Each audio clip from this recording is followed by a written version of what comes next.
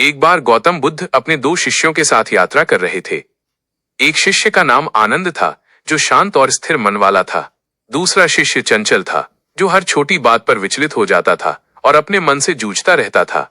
वे एक नदी के किनारे पहुंचे। चंचल ने देखा कि नदी का पानी बहुत गंदा और कीचड़ वाला है। उसने सोचा, आज नदी पार करना संभव नहीं है, पानी बहुत मैला है। आनंद ने भी पानी देखा, लेकिन उसने बस मुस्कुरा दिया और किनारे पर बैठ गया। चंचल को बड़ी बेचैनी हुई। उसका मन विचारों के तूफान से भर गया। ये पानी कब साफ होगा? हमें कितनी देर रुकना पड़ेगा? क्या हम आज रात गंदे पानी में ही सोएंगे? वह बुद्ध के पास गया और निराशा से बोला, गुरुदेव, मेरा मन बहुत अशांत है। मैं इस मैले पानी को देखकर और आगे न बढ़ पाने के विचार से दुखी हूं। मुझे इस अशांत मन को नियंत्रित करने की कोई शक्तिशाली विधि बताएं। बुद्ध ने बड़े प्रेम से चंचल की ओर देखा और कहा, वत्स, नदी में गंदा पानी ऊपर से नहीं आया है, ये कीचड़ नदी के तल में था।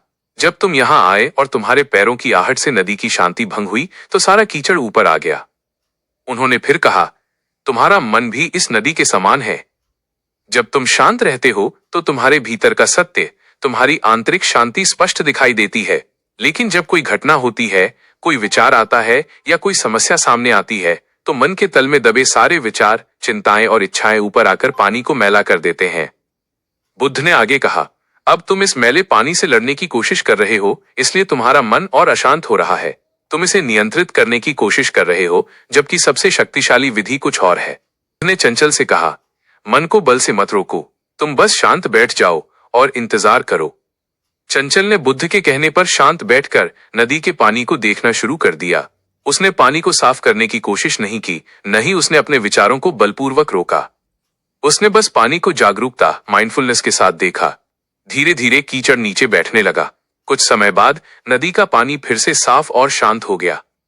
बुद्ध ने चंचल से कहा, मन को नियंत्रित करने की सबसे शक्तिशाली विधि यही है कि तुम विचारों से लड़ो मत, बल्कि उन्हें देखो और स्वीकार करो।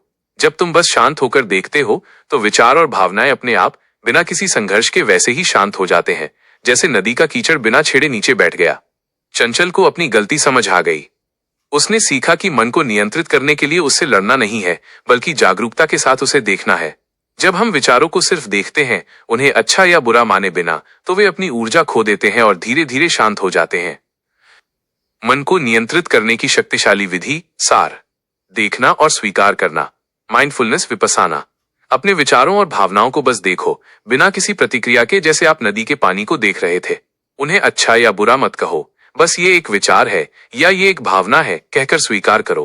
प्रयास न करना, एफर्टलेस। विचारों को बलपूर्वक रोकने की कोशिश मत करो। प्रयास करने से मन और अशांत होता है। सत्य को जानना, जानो कि मन का स्वभाव ही चंचल है, जैसे नदी का पानी। जब तुम चंचलता को जान लेते हो तो तुम उससे प्रभावित होना छोड़ देते हो। शक्तिशाली विधि है। विचारों से भागो मत, उन पर प्रतिक्रिया मत करो, बस उन्हें शांति से देखो।